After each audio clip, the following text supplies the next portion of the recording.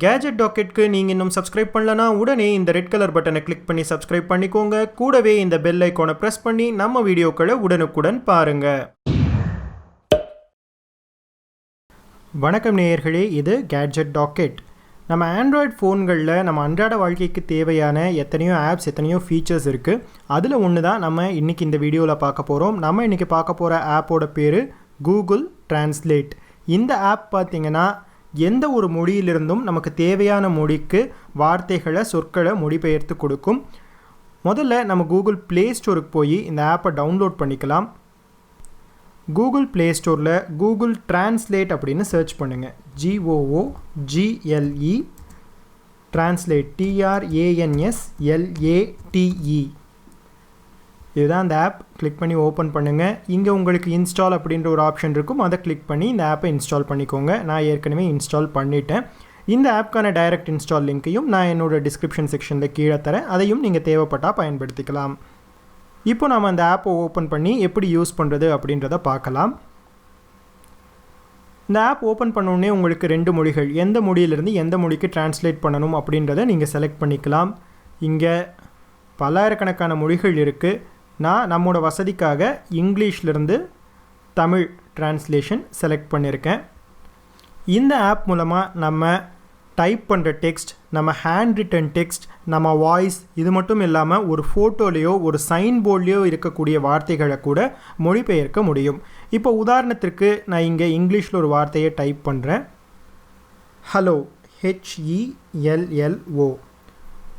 அதற்கான தமிழாக்கம் வணக்கம் அப்படின்னு இங்கே காமிக்குது. இப்போது இதே வார்த்தையை நம்ம வாய்ஸ் இன்புட்டாக கொடுத்தும் அதற்கான தமிழாக்கத்தையும் பெறலாம். அதற்கு இந்த மைக்கை கிளிக் பண்ணி பேச ஆரம்பிங்க. ஹலோ. இது மட்டும் இல்லாமல் நம்ம ஹேண்ட் ரிட்டன் டெக்ஸ்டாகவும் கொடுக்கலாம். அதற்கு இந்த ஸ்கிரிபிள் மாதிரி இருக்கிற ஐக்கானை கிளிக் பண்ணுங்கள். இங்கே நீங்கள் நினைக்கிறத எழுதுங்க. ஹலோ. ஸோ அதற்கான தமிழாக்கமும் வருது. இதே மாதிரி எந்த வார்த்தையை வேணால் நீங்கள் எழுதலாம். இப்போ உதாரணத்திற்கு நான் மாம் அப்படின்னு எழுதுகிறேன். அம்மா அப்படின்னு நமக்கு தமிழாக்கம் வந்திருக்கு. இந்த ஆப்பில் இருக்கக்கூடிய ரொம்ப முக்கியமான ஃபீச்சர் என்ன அப்படின்னு பார்த்தீங்கன்னா, நீங்கள் ஒரு பிக்சரில் இருக்கக்கூடிய வார்த்தையை ஃபோட்டோ எடுத்து அதற்கான மொழிபெயர்ப்பையும் செய்யலாம்.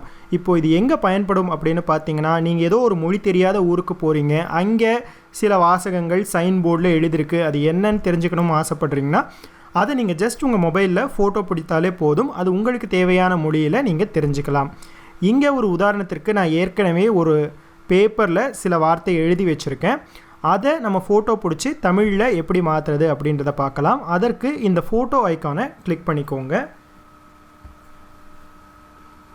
இங்கே பார்த்தீங்கன்னா வெல்கம் அப்படின்ற ஒரு வார்த்தையை நான் எழுதி வச்சுருக்கேன். அதை ஃபோட்டோ பிடிக்கிறேன். உங்களோட டெக்ஸ்ட் இந்த அலைன் டெக்ஸ்ட் அப்படின்ற இடத்துல வர்ற மாதிரி பார்த்துக்கோங்க.